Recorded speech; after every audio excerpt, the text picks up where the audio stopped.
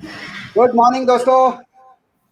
I hope मेरा आवाज आप सभी लोगों को आ रहा है और things are really good at your and.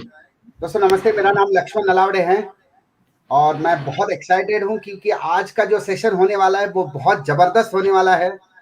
और ये ऐसा सेशन है जिसमें हम लैब रिपोर्ट कैसे पढ़े उसके बारे में समझने वाले हैं। और हमारे साथ एक एस्टीम्ड पैनल है। वी गॉट मिस्टर दिलीप मोरे जो एक सीनियर टेक्नीशियन है लैब में, and we got gold medalist in dietitian as a dietitian और उनका नाम है डाइटिशियन शिल्पा भोसकर। तो दोस्तों with a warm welcome I would like you to welcome Dilip and Shilpa on the screen. Thank you sir. Thank you good sir. Morning everyone. Thank you sir. या good morning Dilip, आप अपने बारे में थोड़ा बताएंगे तो अच्छा रहेगा प्लीज। Good morning everybody. नाम दिलीप मोरे है। By profession as a lab technician काम कर रहा हूँ एक लैब में as a senior lab technician. ज़्यादा करके अभी स्पेशल टेस्ट में मैं काम करता हूँ, जैसे कि अभी थायराइड B12 वगैरह जो होते हैं वो डिपार्टमेंट में मैं ज़्यादा काम करता हूँ। एज वेल एज मेरे साथ एक 5-6 लोग की टीम है, उनको मैं हैंडल करता हूँ लैब में, जो भी कुछ क्वेरी रहते हैं उस हिसाब से। Yes sir. बहुत बढ़िया। शिल्पा दीदी प्लीज आप अपने बारे में थोड़ा बताइए। Yes, good morning everyone. जैसे सर ने बताया कि मैं एक डाइटिशियन एंड न्यूट्रिशनिस्ट हूँ। पिछले 8 साल से एज अ कंसल्टेंट बोल के काम कर रही हूँ। और जैसे सर ने बताया कि गोल्ड मेडल वगैरह भी मिला हुआ है जब मैं पढ़ रही थी। And I have done my MSc in nutrition and dietetics. Okay that's a great, short information. बहुत बढ़िया। तो let's get on to the presentation. Dilip और यस सर। शिल्पा दीदी आप रेडी हैं? Yes sir. Yes sir. Thank you so much. Yes Dilip, over to you. Okay दोस्तों, जब भी कोई भी हमारे पास एक रिपोर्ट आता है तो पहले लैब में जब जाते हैं किसी भी डॉक्टर के पास, तो डॉक्टर हमें कुछ बेसिक टेस्ट करने को बोलता है, जिसमें से पहली एक टेस्ट है जिसका नाम है CBC, यानी कि कंप्लीट ब्लड सेल्स। जो हमारे बॉडी में ब्लड सेल्स होते हैं उसके बारे में डिटेल बताया जाता है। यहाँ पे 3-4 चीजों पे हम लोग फोकस करेंगे। पहला है haemoglobin. Okay, so normal haemoglobin अगर कितना होना चाहिए, तो यहाँ पे देखिए मैंने साइड में दिखा है 12 to 16, 12 to 16 ये नॉर्मल रेंज है उसका, और हीमोग्लोबिन उसके बीच में होना चाहिए। अगर उससे कम हो जाता है तो उसे कहा जाता है एनीमिया, यानी कि पेशेंट को हीमोग्लोबिन की डेफिशिएंसी है, एनीमिया है, वो एक चीज है। उसके नीचे हम लोग आएंगे RDW, जो देखा जाता है सब देखिए, RDW यानी कि रेड सेल डिस्ट्रीब्यूशन विड्थ, ये सबसे इंपॉर्टेंट है। अगर ये 14 के ऊपर जाता है मोस्ट प्रोबेबली, तो इतना कॉमन है कि वो जो भी पेशेंट या जो भी व्यक्ति है उसके बॉडी में न्यूट्रिशन डेफिशिएंसी है, यानी कि उसको न्यूट्रिशन की बहुत सी ज्यादा जरूरत है। उसके नीचे आएंगे हम लोग, WBC काउंट लिखा है, देखो दोस्तों वहां पे मैंने देखा है कि 1700 का WBC काउंट दिया है, यानी कि उसका WBC काउंट यानी कि व्हाइट ब्लड सेल वो डिक्रीज हुआ है। और डिक्रीज होने के बहुत से कारण है, जिसे हम कहते हैं पैरासाइटिक इन्फेक्शन। किसी को मलेरिया हो जाता है या फिर टाइफाइड होता है, ये कंडीशन में डिक्रीज हो जाता है। अगर वो इंक्रीज होता है तो उसको कहता है जाता है लिम्फोसाइट ल्यूकोसाइटोसिस, उसको कहते हैं ल्यूकोसाइट। इसका रीजन है कि किसी पेशेंट को कैंसर है, ओके, यानी बैक्टीरियल इन्फेक्शन है, तो वो चीज में बढ़ जाता है, या फिर स्नेक बाइट हो जाता है, या हार्ट अटैक आने के चांसेस है, वो सिचुएशन में बढ़ता है। तो हमें पता होना चाहिए कि किस सिचुएशन में बढ़ता है। तो हीमोग्लोबिन यानी कि हीमोग्लोबिन हमारे बॉडी में जो बोलते हैं कि कम होता है, उसका सिम्टम्स है थकान आना, ओके, उसके साथ साथ आपको भूख नहीं लगना, चक्कर सा आना, वो हो जाता है। तो हीमोग्लोबिन ये हुआ। RDW मतलब क्या होगा कि जो भी अपने बॉडी में न्यूट्रिशन वैल्यू कम है। और उसके नीचे जो है हम देखते हैं कि वहां पे लिखा हुआ है कि सबका मॉर्फोलॉजी लिखा हुआ है। मॉर्फोलॉजी मतलब WBC कैसा है आपके बॉडी में, ल्यूकोसाइटोपेनिया लिखा है, देखिए इसका मतलब है कि बॉडी के WBC सेल्स कम हो चुके हैं, यानी कि आपके फाइटिंग सेल्स जो व्हाइट सेल है उसकी प्रतिकार शक्ति करने की मात्रा बहुत कम हुई है। इसका हमारे डायरेक्टली बॉडी से संबंध आता है, जिसका एक रीजन है कि हमारी यूरिन पावर कम होते है तो बहुत सारे डिसीज होने के चांसेस होते। और एक सबसे इंपॉर्टेंट है प्लेटलेट करके लिखा है, देखो WBC के ऊपर। प्लेटलेट काउंट अगर कम होता है तो 100% पेशेंट को डेंगू होने के चांसेस ज्यादा होते हैं, बिकॉज इम्यून पावर उसका कम हुआ रहता है। तो प्लेटलेट काउंट पे हमें फोकस करना है। उसका नॉर्मल रेंज है 1.5 लाख to 4.5 लाख, इस बीच में वो आना ही चाहिए। और प्लेटलेट कम है तो इसका मतलब पेशेंट के बॉडी में क्लॉटिंग फैक्टर कम हो रहा है। इसका एक रीजन है कि ब्लड क्लॉट प्रॉपर नहीं हो पा रहा है। अगर प्रॉपर क्लॉटिंग नहीं हो पा रहा है तो खून कहाँ से भी बाहर से आ सकता है। ओके, सो ये चीजें हम ये इसमें रिपोर्ट में देखते हैं। बहुत बढ़िया, वेरी गुड। अच्छा या शिल्पा दीदी, अगर हीमोग्लोबिन कम है किसी व्यक्ति का तो क्या सप्लीमेंट्स दे सकते हैं? यस सर, अभी इस रिपोर्ट में जैसे सर ने बताया कि हीमोग्लोबिन और डब्ल्यूबीसी काउंट्स हम देखते हैं, तो अगर हीमोग्लोबिन कम है तो हमारे पास एक तो फूड क्या क्या खाना चाहिए, तो सारे आयरन रिच फूड्स खाने चाहिए और प्रोटीन लेना चाहिए, क्योंकि हीमोग्लोबिन हीम एंड ग्लोबिन मतलब आयरन एंड प्रोटीन दोनों से बनता है। तो सप्लीमेंट्स हम क्या क्या देंगे, तो हमारे पास बहुत बढ़िया प्रोडक्ट जो है कॉम्बायोटिक्स है, जिसमें मल्टीविटामिन मल्टी मिनरल्स है, वो हमें ज़रूर उनको सजेस्ट करना चाहिए। फिर हमारे पास सेपरेटली आयरन एंड फॉलिक का सप्लीमेंट है, we have spirulina as well, क्योंकि हीमोग्लोबिन या फिर हाँ, हीमोग्लोबिन कम होने के कारण अलग अलग हो सकते हैं, ना ही सिर्फ आयरन, अगर विटामिन ए की डिफिशियंसी हो, विटामिन सी की डेफिशिएंसी हो, B12 डेफिशिएंसी हो, ऐसे मल्टीपल डेफिशिएंसीज अफेक्ट करते हैं हीमोग्लोबिन लेवल्स के लिए। तो कॉम्बायोटिक्स एंड स्पिरुलिना ये दोनों में भी ये सारी चीजें मिल जाती है, अलॉन्ग विथ आयरन ये जरूर देना चाहिए। फिर प्रोटीन भी, जैसे मैंने कहा कि प्रोटीन जरूर देना चाहिए, क्योंकि protein is also a part of haemoglobin.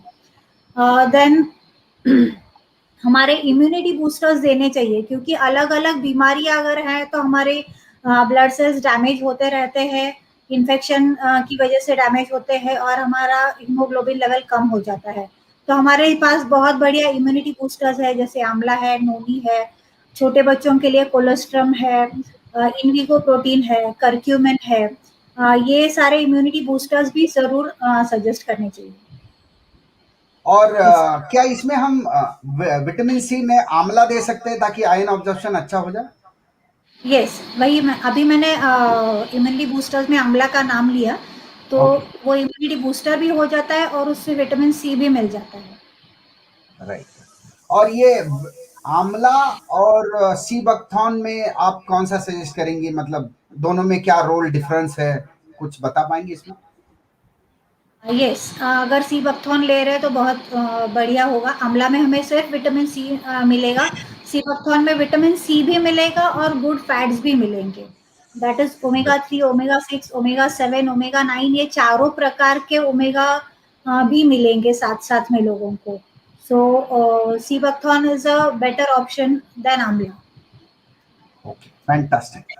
अच्छा, दूसरी बात ये है कि जब प्लेटलेट्स कम होते हैं दीदी, तो क्या यस, उसमें ओमेगा हम का रोल बड़ा आता है, मुझे मतलब फ्लैक्सीड ऑयल या ओमेगा 3 बेसिकली, तो वो देने के बाद मैंने बहुत सारे पेशेंट्स में देखा है कि ओमेगा की वजह से साथ में ऑफ कोर्स विटामिन सी होगा, आंवला होगा या सी बकथॉर्न होगा, तो प्लेटलेट्स बहुत जल्दी से राइज होता है। तो इस पे आपका क्या कहना है? यस, तो मेनली प्लेटलेट्स, कोई इन्फेक्शन है या फीवर है तो उसकी वजह से कम ज़्यादा होते हैं, तो आंवला या सी बकथॉर्न हम ज़रूर उनको देना चाहिए। सी बकथॉर्न जैसे हमने कहा कि दोनों भी दे, सी बकथॉर्न में विटामिन सी और ओमेगा 3 दोनों भी मिलेगा। साथ साथ में नोनी भी उन्हें ज़रूर देना चाहिए, क्योंकि वो इन्फेक्शन कम करता है और प्लेटलेट कम ज़्यादा होने का कारण मेनली इन्फेक्शन ही होता है, ओके, तो आप ज़रूर दे सकते हैं। अच्छा। दिलीप, ये डब्ल्यूबीसी काउंट कम या ज्यादा क्यों होता है? सर उसका एक रीजन होता है कि अगर बॉडी में कोई पैरासाइट इन्फेक्ट करता है, फॉर एग्जांपल अगर मैं मलेरिया का ले लेता हूँ, अगर कोई मलेरिया मॉस्किटो बोलते हैं उसको अगर बाइट करता है तो उसका साइकिल हमारे बॉडी में चालू हो जाता है, तो उसके अगेंस्ट क्या होता है, हमारे डब्ल्यूबीसी फाइट करने के लिए चालू हो जाते हैं। लेकिन वो पैरासाइट अगर उससे ज्यादा हेवी होता है तो डब्ल्यूबीसी को किल करता है, मतलब उसके आगे हमारे व्हाइट सेल फाइट नहीं कर पाते, तो ऑटोमेटिकली कम हो जाता है वो। तो अगर कम होता है तो ये समझ में आता है कि पेशेंट को फीवर है, अगर उसका डब्ल्यूबीसी काउंट भी कम है तो हम उसको कोरिलेट करते हैं कि उसको मलेरिया या फिर टाइफाइड हो सकता है। अगर खाली फीवर है लेकिन उसका डब्ल्यूबीसी काउंट नॉर्मल है तो हम उसको बोलते हैं वायरल फीवर में जाता है वो, तो इसको हम कन्वर्ट करते हैं। तो मैडम मुझे एक सवाल करना था, अभी ये बारिश का सीजन चालू होने वाला है, ठीक है, तो यहाँ पे पैरासाइटिक इन्फेक्शन बढ़ने वाले जैसे मलेरिया टाइफाइड बढ़ने वाले हैं, तो इस केस में डब्ल्यूबीसी काउंट कम होता है, तो हम अगर लोगों को कौन सा पेशेंट को क्या रेफर कर सकते हैं, नॉट ओनली पेशेंट, हम लोगों को क्या रेफर कर सकते हैं सप्लीमेंट?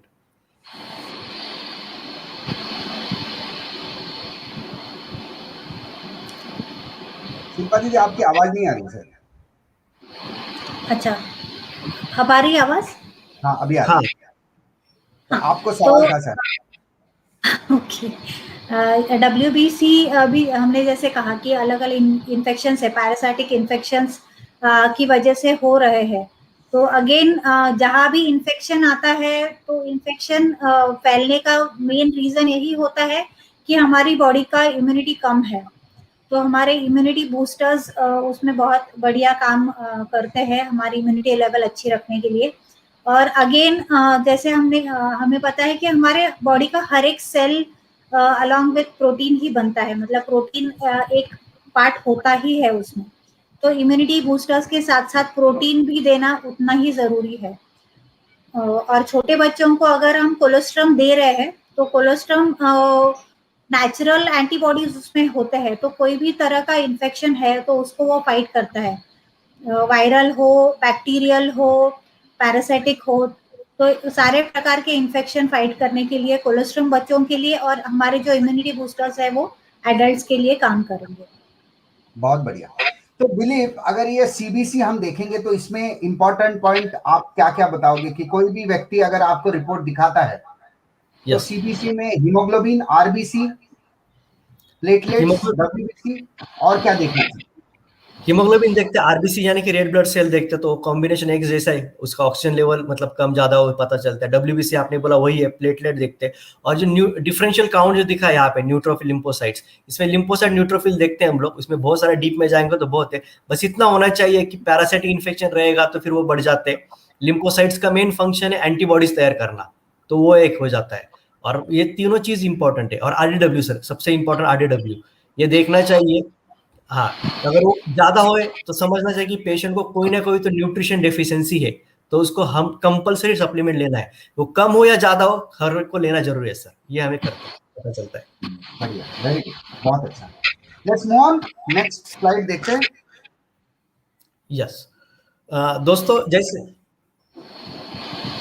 अभी हमने देखा कि सीबीसी यानी कि जो बड़े लोग होते हैं, अडल्ट में देखा, सो पेडियाट्रिक यानी कि बच्चों के, इसमें भी ये सीबीसी काउंट किया जाता है। इसमें फर्क इतना होता है, हीमोग्लोबिन जो बच्चों में ज्यादा होता है, जो भी बच्चे होते हैं हीमोग्लोबिन का प्रमाण ज्यादा होता है। बाकी सब नॉर्मल रेंज, वो सब एक साथ रहती है, थोड़ी सी ऊपर नीचे होती है। इसमें सब एक इंपॉर्टेंट चीज है हमें चेक करनी है, जो डिफरेंशियल काउंट दिखा है, डब्ल्यूबीसी डिफरेंशियल काउंट दिखा है, उसके नीचे लिम्फोसाइट्स दिखा है सर, एक न्यूट्रोफिल है, लिम्फोसाइट्स। तो लिम्फोसाइट्स, हाँ, तो वो लिम्फोसाइट्स का रेंज ये बच्चों में सबसे ज्यादा होता है, उसका रीजन है। बाकी सब हमें सभी सेम है, उसका कुछ प्रॉब्लम नहीं आता। हमें इतना पढ़ना आना चाहिए। कभी कभी क्या होता है, लिम्फोसाइट ज्यादा, इसका मतलब क्या होगा कि उसको कुछ वायरल इन्फेक्शन से बताते हैं अडल्ट में, लेकिन यहाँ पे ऐसा नहीं होता। अगर बच्चों के लिम्फोसाइट ज्यादा है, इसका मतलब वो नेचुरली है, वो साइंटिफिकली है 10 to 12 एज तक, 12 एज तक।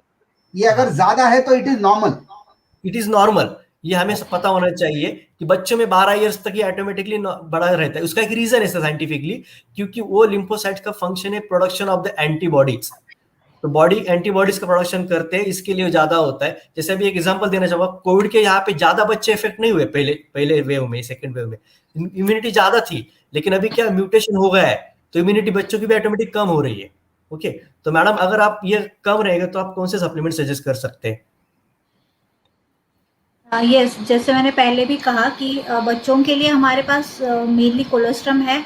आंवला भी हम बच्चों को दे सकते हैं।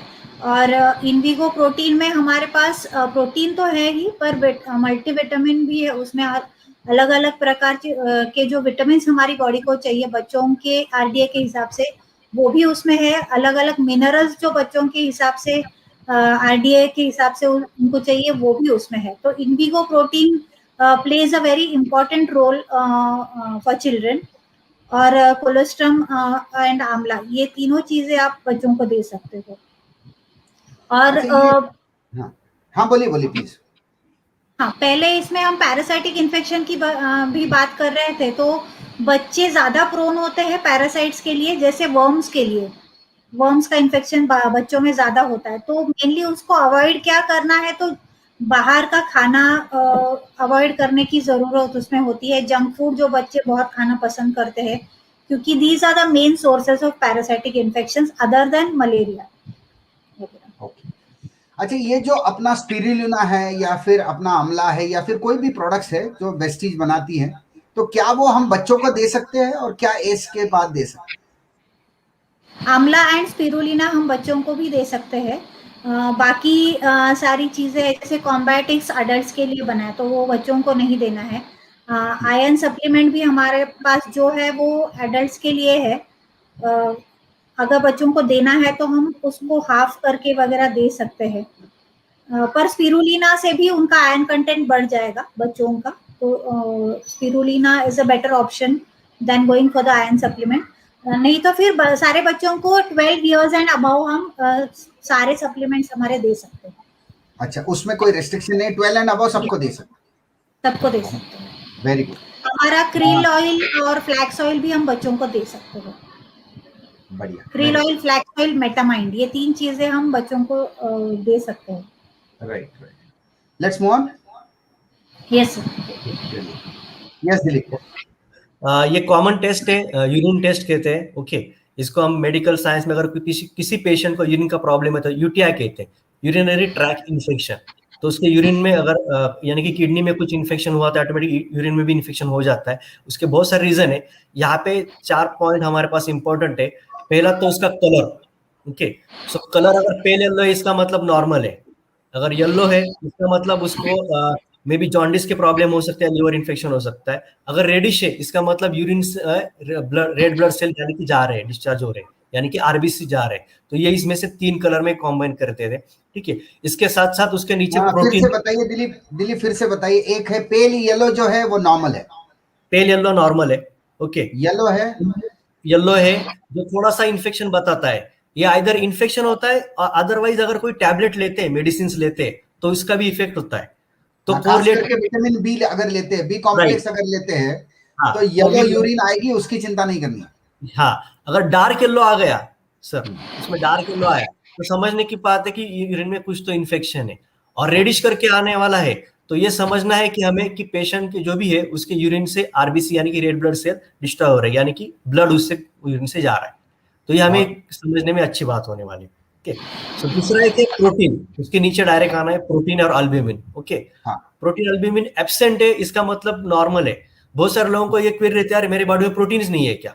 ये नहीं है। ये रिपोर्ट में ये समझना चाहिए कि उस जो पेशेंट है उसके बॉडी से प्रोटीन नहीं जा रहा है, यानी कि सेफ है वो। ओके, प्रोटीन में भी बहुत सारे चीजें है। एक ट्रेस आता है 1+, 2+, 3+ ऐसे दिखाया जाता है। कौन से क्वांटिटी में? ट्रेस यानी कि नॉर्मल है, वो रेफरेंसेस में देते नहीं क्योंकि वो ऑटोमेटिक सॉफ्टवेयर में रहता है। ट्रेस नॉर्मल, ठीक है, थोड़ा सा चलता है। 1+ है इसका मतलब उसको इन्फेक्शन बढ़ गया है। 2+ यानी कि ज्यादा, जितने जितने प्लस बढ़ेंगे उतना उतना इन्फेक्शन उसका बढ़ रहा है, यानी कि उसके बॉडी से प्रोटीन डिस्चार्ज हो रहा है, प्रोटीन बाहर जा रहा है। ठीक है, तो ये समझने वाली बात। अगर प्रोटीन बॉडी से बाहर जा रहा है that is not a good sign. Right, okay, तो बॉडी से बाहर जा रहा है। ओके, उसके नीचे से शुगर है। राइट, शुगर यानी कि सबको मालूम है कि बॉडी में शुगर नॉर्मल होना चाहिए। अगर वो यूरिन से शुगर जा रहा है तो इसका मतलब पेशेंट डायबिटिक हो सकता है। ओके, वो आने वाले आगे स्लाइड में हम चेक करने वाले, यानी कि उसके पेशेंट से शुगर जा रहा है प्रॉपरली, वो प्रॉब्लम आ रहा है। ठीक है, उसके नीचे हम लोग आ रहे हैं ल्यूकोसाइटोसिस और इपिथेलियल सेल्स। यहाँ पे दिखा है, देखो, ल्यूकोसाइटोसिस यानी पस सेल्स। ओके, पस सेल्स मतलब जाने की हमारे बॉडी के WBC रहते हैं वो। ओके, क्योंकि हर एक का लाइफ स्पैन अलग अलग रहता है, किसी का 2 दिन है, किसी का 4 दिन है। तो वो क्या करते हैं, लीवर में जाता है, डेड होने के बाद लीवर में जाता है या फिर अनवांटेड सब्सटेंस से बाहर निकल जाता है। तो 2 to 3 इट इज नॉर्मल है। अगर उससे ऊपर जा रहा है WBC सेल्स, इसका मतलब क्या हो रहा है कि इम्यून पावर भी कम हो रही है, उसके सेल डायरेक्टली डैमेज ज्यादा हो रहे हैं, ये सब पता चलता है हमको। और इपिथेलियल सेल उसी में आ जाता है कि जो क्या होता है कि ये नॉर्मली लेडीज में ज्यादा होता है इपिथेलियल सेल्स, ये पता होना चाहिए। ओके, इपिथेलियल सेल्स इसका रेंज अगर 3 to 4 है लेडीज में तो it's okay, no problem, plus minus हो जाता है। अगर मेल में है 2 to 3, 1 to 2 इज ओके, लेकिन उससे भी ज्यादा है तो इसका मतलब है कि उसको यूरिन में कुछ ना कुछ इन्फेक्शन है। वो कोरिलेट करते हैं हम लोग पेशेंट को कौन सा किसी उस हिसाब से, लेकिन नॉर्मली हमें ये पता होना चाहिए कि अगर इन्फेक्शन है। और उसके नीचे एक देखिए सर, बैक्टीरिया लिखा हुआ है, बैक्टीरिया। तो बैक्टीरिया, हाँ, बैक्टीरिया का मतलब क्या हुआ कि पेशेंट को कोई बैक्टीरिया इन्फेक्शन हो गया है जो यूरिन में ज्यादा पहुंच गया है उसको, तो उस हिसाब से बैक्टीरिया इन्फेक्शन हो गया तो उसको एंटीबायोटिक दिया जाता है। डिपेंड है कौन से बैक्टीरिया दिखते हैं, वो स्लाइड में दिखा जाता है तो वहां पे मेंशन किया जाता है कि बैक्टीरिया इन्फेक्शन है। ओके, सो हमें 3-4 चीजें करनी। और उसके ऊपर आरबीसी, रेड ब्लड सेल लिखा है, देखो सर, इपिथेलियल सेल के ऊपर रेड ब्लड सेल, नीचे नीचे हाँ, एपिथेलियल सेल्स के नीचे रेड ब्लड सेल्स, ओके, वो एब्सेंट है। अगर कलर रेडिश है तो रेड ब्लड सेल दिखने के चांसेस ज्यादा है। तो यहाँ पे कलर उसका रेफरेंस आ जाएगा, उसका रेफरेंस आ जाता है, ओके। तो हमें ये भी कोरिलेट करना पड़ता है कि अगर ऊपर कलर रेडिश नहीं और आरबीसी दिख रहे एक दो रहे, तो इसका मतलब क्या है कि पेशेंट को थोड़ा सा इन्फेक्शन है, रेडिश ज्यादा है तो आरबीसी का क्वांटिटी 4 to 10 पर सेल आ जाता है। तो ये हमें करना है। बाकी क्रिस्टल, एमॉर्फस, ये सब, ये क्रिस्टल यानी कि अगर किसी को किडनी इन्फेक्शन है, यूरिया और क्रिएट उसका हाई है, ये समझना है। यूरिया और क्रिएटिनिन जो एक और एक टेस्ट है हम आगे देखने वाले, वो अगर हाई जाता है तो उसके बॉडी में क्रिस्टल्स आ जाते हैं, यानी कि उसका यूरिन फंक्शन प्रॉपर, सॉरी, इसका किडनी प्रॉपर काम नहीं कर रहा है। ये 4 चीजें इसमें। बढ़िया, वेरी गुड। एक एक चीज लेते हैं।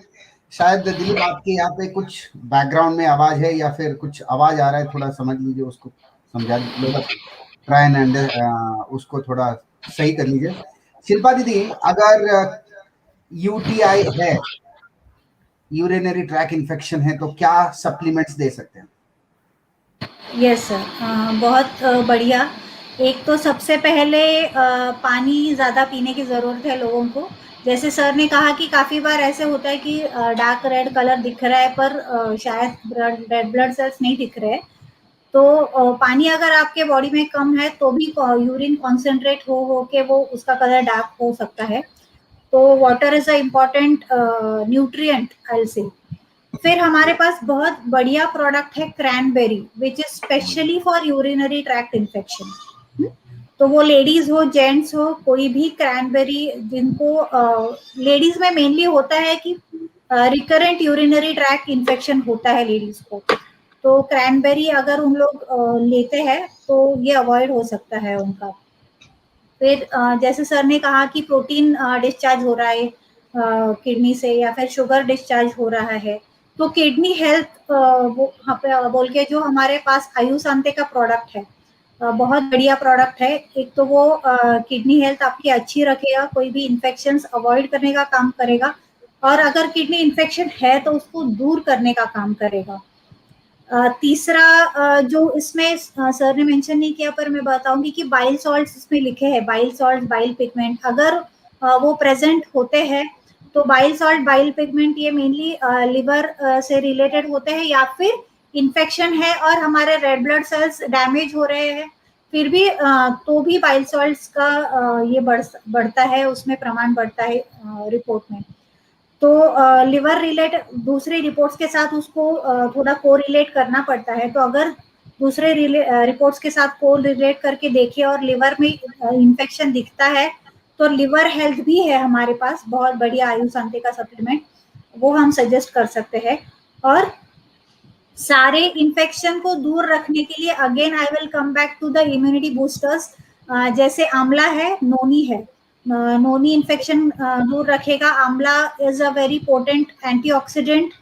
और करक्यूमिन है मेनली, क्योंकि जब भी जहाँ पे इन्फेक्शन है वहां पे इन्फ्लेमेशन होता है बॉडी में, तो वो इन्फ्लेमेशन कम करने के लिए हमारे पास करक्यूमिन है। तो cranberry kidney health, liver health, आंवला, नोनी, करक्यूमिन, ये सारी चीजें आप इस रिपोर्ट के लिए आप दे सकते हो अगर इसमें अच्छा, कुछ ऊपर। अच्छा दीदी, इन्फ्लेमेशन के लिए क्या ओमेगा ऐड कर सकते हैं? हाँ, यस, जो इन्फ्लेमेशन एंटी कम इन्फ्लेमेटरी रोल प्ले करता है। ऐड कर सकते हैं, या फिर हम सीबकथॉन भी ऐड कर सकते हैं। अच्छा, अगर क्रिस्टल्स है तो क्या इसको इन्फर किया जा सकता है कि यूरिक एसिड बढ़ा हुआ है? सिर्फ यूरिक एसिड बढ़ा है तो क्रिस्टल्स नहीं होंगे।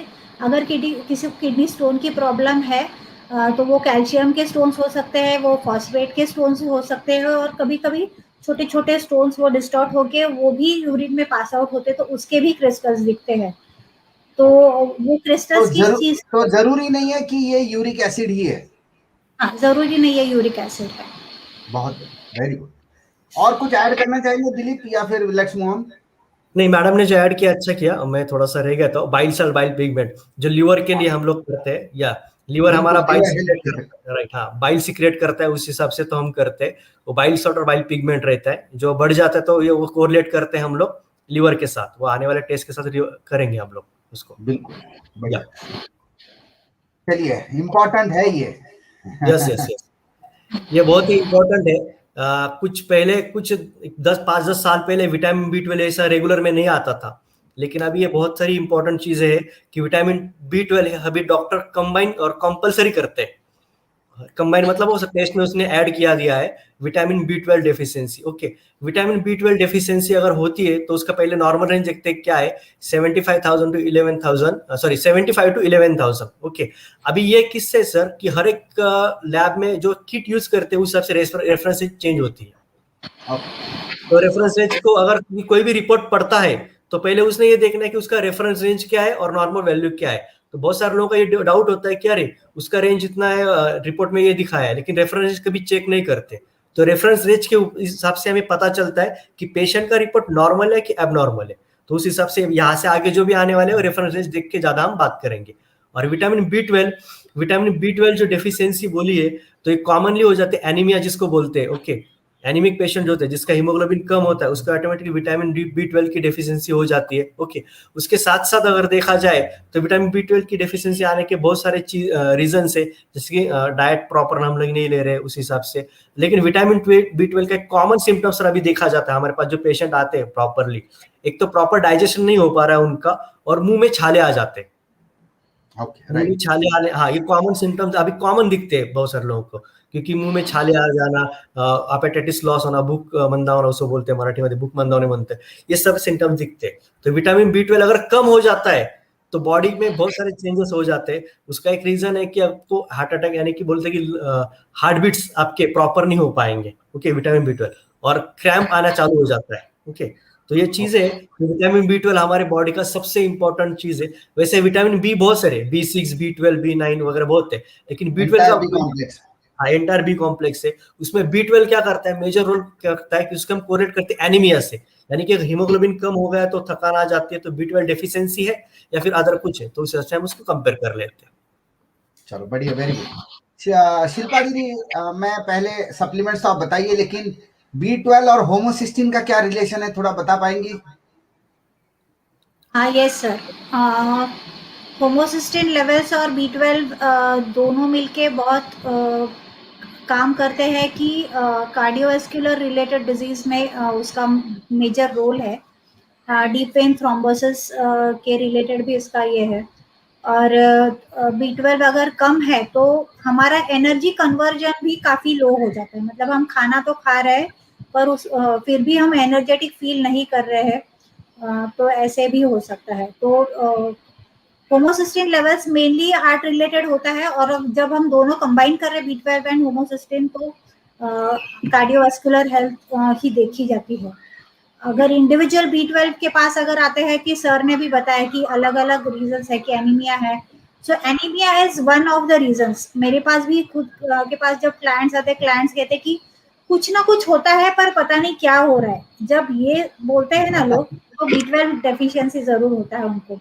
मैं उनको बोलती हूँ सबसे पहले जाके बी 12 अपना चेक करवाओ, फिर वो वेजिटेरियन हो या नॉन वेजिटेरियन हो। लगता है कि वेजिटेरियन नॉन वेजिटेरियन सोर्स में काफी सारा बी 12 लोगों को मिल रहा है, पर आजकल वैसा भी नहीं है। काफी सारे नॉन वेज खाने वाले लोगों में भी बी 12 की डेफिशिएंसी हो, क्योंकि आपके बॉडी में उसका एसिमिलेशन कितना हो रहा है, अब्जॉर्प्शन कितना हो रहा है, दैट इज ऑल्सो इम्पोर्टेंट। तो आगे अगर हम हाँ सर, आप कुछ पूछने वाले हो? नहीं, मैं ये बोल रहा था कि बहुत बार जब होमोसिस्टिन का या बी 12 का जब टेस्ट किया जाता है तो साथ में होमोसिस्टिन भी चेक करने को बोलते हैं, क्योंकि इसमें काफी रिलेटेड है ये लोग। तो इसलिए इसका भी ध्यान रखिए कि होमोसिस्टिन अगर बड़ा है तो शायद बी 12 आपका कम है, राइट। तो ये कोरिलेशन है। दूसरी बात ये है शिल्पा दीदी की बी 12 के लिए स्पेसिफिक अगर वेस्टीज में कोई सप्लीमेंट्स है या फिर एंटायर बी कॉम्प्लेक्स, तो कुछ अगर बता पाएंगे तो अच्छा रहेगा। हाँ यस, सप्लीमेंट्स की बात जब आ रही है तो सप्लीमेंट्स है हमारे पास। एक तो है कॉम्बायोटिक्स, जैसे मैंने पहले कहा कि मल्टीविटामिन मल्टी मिनरल है, तो उसमें बी 12 है। और हमारे पास स्पिरुलिना है जो सिर्फ सिंगल सोर्स है वेजिटेरियन बी 12 का सप्लीमेंट का। नहीं तो सारे सोर्स जो है नॉनवेज, मतलब रेड डॉट उसमें होता है क्योंकि नॉनवेज सोर्स के होते हैं, but spirulina is the only source which is vegetarian. तो हमारे पास कॉम्बैटिक्स एंड स्पिरुलिना, ये दोनों भी सोर्स है। और फूड्स में अगर हम कहाँ से मिलेगा B12 ये सोचते हैं, तो फूड्स में हम फर्मेंटेड फूड्स में से हमें B12 मिल सकता है। तो जो वेजिटेरियन लोग हैं, तो फर्मेंटेड फूड्स में मतलब जैसे इडली हो या फिर डोसा हो? इडली है, डोसा है, ढोकला है, बहुत अलग अलग सिटी या डिस्ट्रिक्ट के लोग अलग अलग फर्मेंटेड फूड्स बनाते हैं। दही है, तो there are different types of fermented foods जो हम खाते हैं। तो फर्मेंटेशन जब होता है तो B12 लेवल्स बढ़ते हैं फूड के। यस, बढ़िया, वेरी गुड।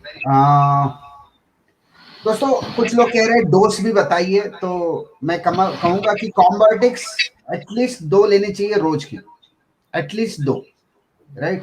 और स्पिरुलिना मैं तो कहूंगा कि 2 या 3 ले लीजिए, the more the merrier actually, right. चलिए लेट्स मूव ऑन, शिल्पा दीदी। Yes sir.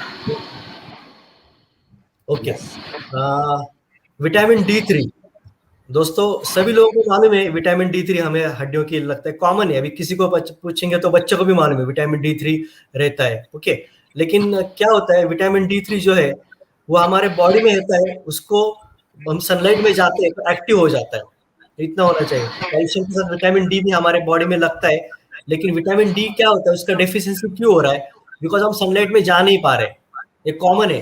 अभी जो हमारे पास जो भी पेशेंट आते हैं, जितने भी पेशेंट आ रहे हैं, वो पेशेंट में से देखा जाए तो क्या हो रहा है कि बहुत सारे पेशेंट को स्टोमच से 80% मतलब 80% लोगों को क्या हो रहा है, विटामिन डी की डेफिशिएंसी है।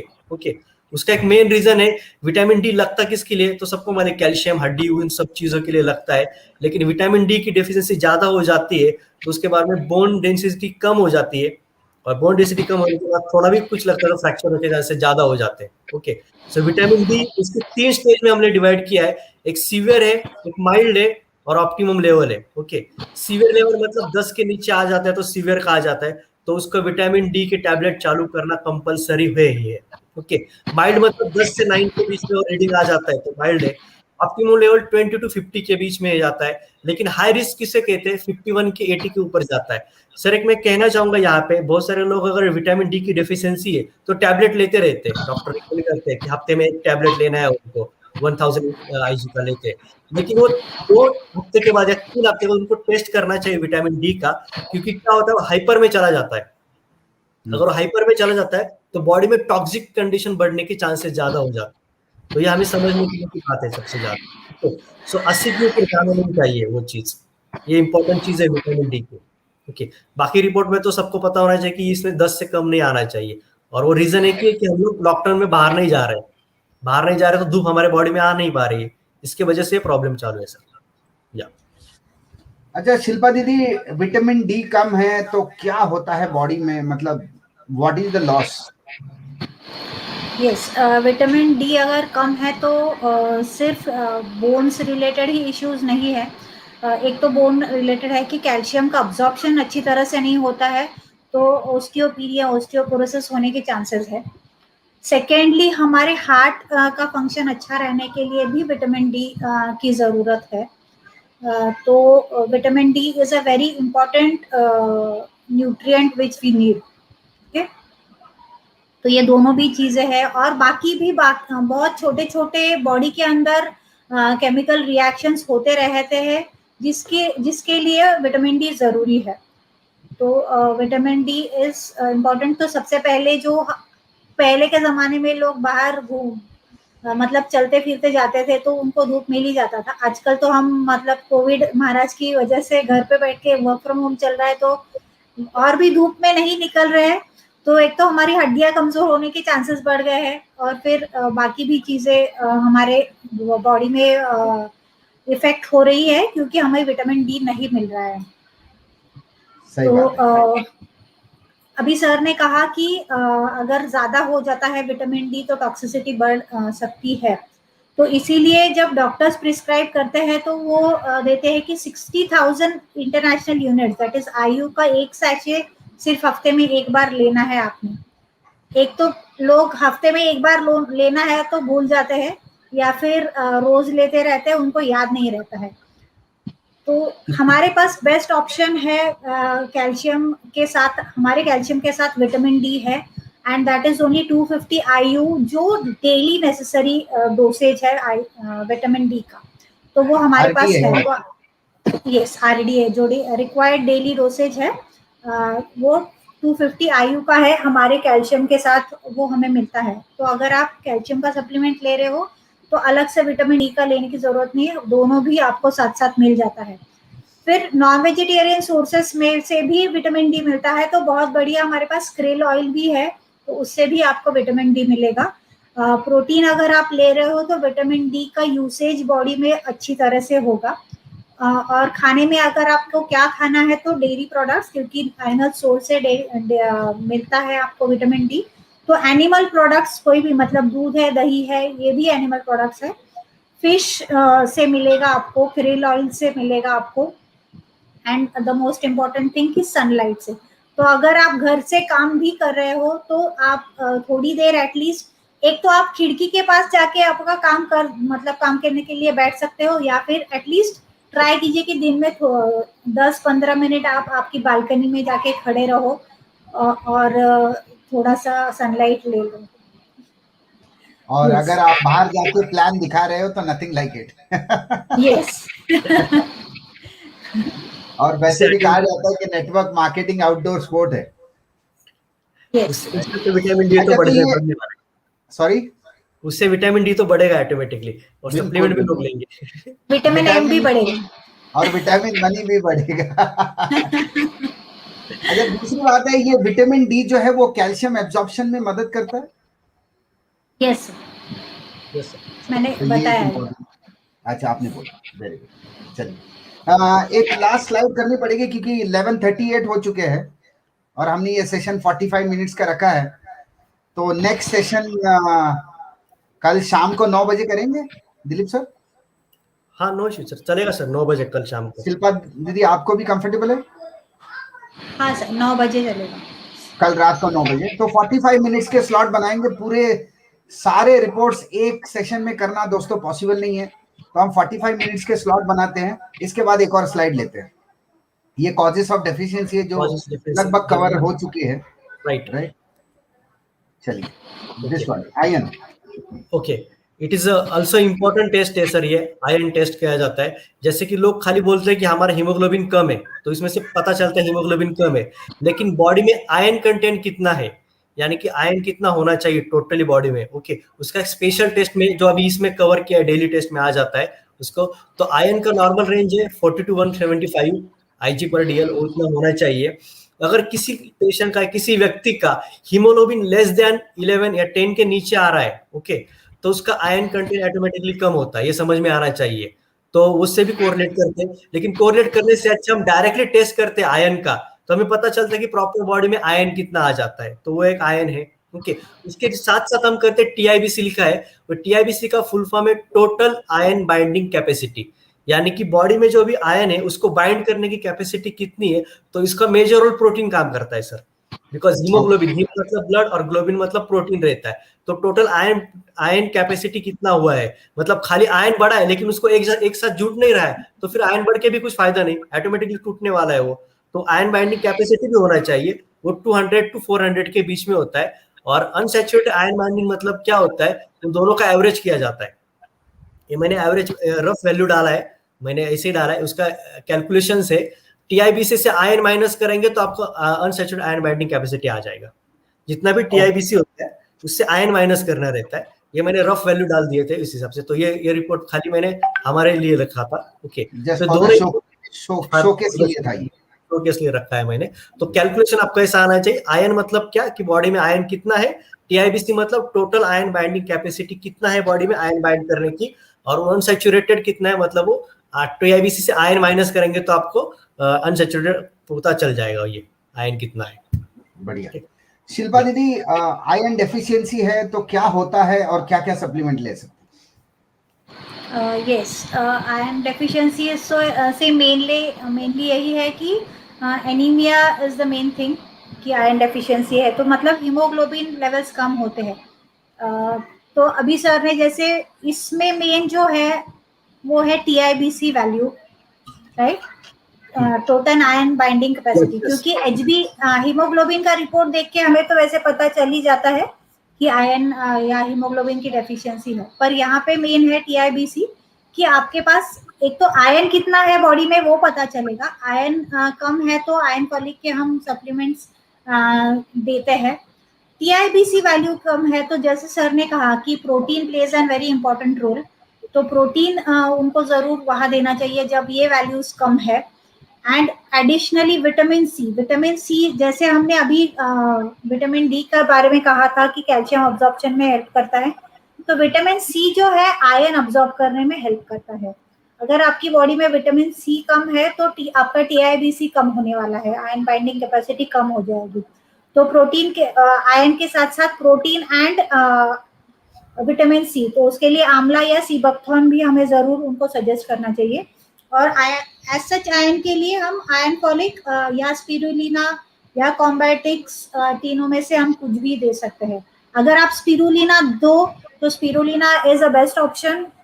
स्पिरुलिना में आयन भी है, स्पिरुलिना में विटामिन सी भी मिलेगा, B12 भी मिलेगा और थोड़ा प्रोटीन भी मिलेगा। सो ये सारी चीजें आप जरूर उनको सजेस्ट कर सकते हैं यहाँ पे। बढ़िया, वेरी गुड। शिल्पा दीदी कुछ सवाल आए हैं, Yes, उसमें से एक सवाल ये है कि ऑटो इम्यून डिजीज क्या होती है? ऑटो इम्यून डिजीज जो है, अभी कोविड से थोड़ा रिलेट करती हूँ कि हम कोविड का वैक्सीन ले रहे हैं। क्यों ले रहे हैं कि हमारी बॉडी में एंटीबॉडीज बननी चाहिए अगेंस्ट द कोविड वायरस। तो ऑटो इम्यून डिजीज में क्या होता है कि हमारी बॉडी के अंदर जो पार्ट्स होते हैं जिसको हम बाहर से अगर कुछ आता है तो उसको एंटीजन बोलते हैं, पर हमारे बॉडी के अंदर भी छोटे छोटे कुछ ना कुछ पार्ट्स होते हैं या एंटीजेंस हम बोल सकते हैं, नेचुरल एंटीजेंस। तो उसके अगेंस्ट, हमारी बॉडी के अगेंस्ट ही हमारी बॉडी एंटीबॉडीज बनाती है, तो that is called auto immune disease. मतलब खुद की इम्यूनिटी के अगेंस्ट एंटीबॉडीज बनाती है और हमारी इम्यूनिटी जो है उसको डैमेज करते रहते हैं। Yes. तो मैं अगर लेमन लैंग्वेज में बोलूं दोस्तों, तो ऑटो इम्यून डिजीज वो होती है जिसमें आपकी इम्यूनिटी को मार रही है। Yes. है ना, घर का बेबी लंका ढाए तो वो है ऑटो इम्यून डिजीज। बहुत सारे सप्लीमेंट्स है उसके लिए, लेकिन टाइम कम है, नेक्स्ट पार्ट में लेंगे कि ऑटो इम्यून डिजीज के लिए कौन कौन से सप्लीमेंट देने चाहिए। एक और सवाल आया है कि जो ग्लोकोमा होता है, आंखों का जो प्रॉब्लम होता है, उसमें कुछ सप्लीमेंट्स दे सकते हैं? यस, सबसे पहले तो हमारे पास जी जी प्लीज। आई सपोर्ट हमारे पास है जो आंखों की हर एक प्रॉब्लम के लिए हेल्प करता है। तो that is one of the main thing. Again दूसरा मेन इम्पोर्टेंट है कि प्रोटीन हमें जरूर देना ही चाहिए। And again anti free radical damage की वजह से भी हमारी आंखों में प्रॉब्लम होती है। तो आई सपोर्ट वो काम करता है, प्लस हमें एंटीऑक्सीडेंट रिच जो भी है, इधर कॉम्बायोटिक्स या आंवला, विटामिन सी के सोर्सेस या सीबकथॉर्न, ये भी उनको जरूर देना चाहिए। काफी बार आंखों में इन्फ्लेमेशन भी होता है, उसकी वजह से भी अलग अलग प्रॉब्लम्स होते हैं, तो हम नोनी करके भी सजेस्ट कर सकते हैं उनके लिए। चलिए बढ़िया। इसमें ओमेगा का बड़ा रोल आएगा दोस्तों, और जो एंटी इन्फ्लेमेटरी में ओमेगा में आप फ्लैक्सीड ऑयल दे सकते हैं, एक्रिल ऑयल दे सकते हैं, वो बहुत अच्छा रोल प्ले करेगा, क्योंकि जो हमारा रेटिना भी है वो भी फैट से बना हुआ है, तो गुड फैट्स होनी चाहिए। अच्छा, मालिनी जी ने एक सवाल पूछा है कि क्या हमारे सप्लीमेंट्स 12 इयर्स के अबाव दे सकते हैं या फिर उसके लिए वेट की जरूरत है, मतलब वजन के हिसाब से देना चाहिए? नहीं, हमारे फूड सप्लीमेंट्स है, हमारे जो है मेडिसिन नहीं है। तो जब मेडिसिन देते हैं तो वेट के हिसाब से दिए जाते हैं। फूड सप्लीमेंट के लिए वेट का कोई इश्यू नहीं है। तो जैसे मैंने पहले भी कहा कि हम 12 साल के ऊपर सबको ही दे सकते हैं, पर हमारे कोई कोई जो सप्लीमेंट्स है जैसे आंवला है, स्पिरुलिना है, मेटामाइंड है, क्रिल ऑयल या फ्लैक्स ऑयल है, कोलोस्ट्रम है, इंडिगो प्रोटीन है, ये सारे हम 1 ईयर ओल्ड बच्चे को भी दे सकते हैं। कोलोस्ट्रम तो आज जन्मे हुए बच्चे को भी हम दे सकते हैं। बहुत बढ़िया। दोस्तों थैंक यू सो मच। मुझे लगता है 11:46 हो चुके हैं and we will adhere to the timings ताकि ये वीडियो लंबा ना हो। अगर आप अपने प्रॉस्पेक्ट को ये वीडियो भेजना चाहते हैं तो वो भी इम्पोर्टेंट है कि उनको ये वीडियो जब वो देखेंगे तो एट अ स्ट्रेच 1 घंटा 2 घंटा लोग देखते नहीं है। तो विल स्टॉप हियर। कल रात को 9 बजे इसी चैनल पे विल कंटिन्यू द डिस्कशन और 2 या 3 सेशन होंगे शायद, और कुछ सवाल उसमें भी जरूर लेंगे। तो आप अपने दोस्तों को, मित्रों को इसका इनवाइट भेजिएगा। अगर आप ये सब्सक्राइब करते हो चैनल को तो आपको नोटिफिकेशन तो जरूर आएंगी। मैं आप सभी लोगों को ऑन रिकॉर्ड बोलना चाहता हूँ कि we will never monetise this channel. तो जो सब्सक्रिप्शन की बात कर रहे हैं उसमें एक बहुत इम्पोर्टेंट और बहुत नेक जो हमारा इंटेंशन है वो ये है कि आप सभी लोगों को ये बिजनेस बिल्ड करने में मदद हो जाए। So we are not going to monetise this channel. तो आपको ये चैनल में कभी भी एड्स नहीं दिखेंगी। तो बी रेस्ट अश्योर्ड कि ये चैनल सिर्फ एजुकेशन चैनल ही रहेगा, राइट? तो ज्यादा से ज्यादा सब्सक्राइब करिए और कल रात को 9 बजे मिलते हैं दोस्तों। Thank you very much and it was fantastic session. Thank you so much. Thank you Thank you, ma'am. Sir. Thank you, sir. Yes. Yes, sir.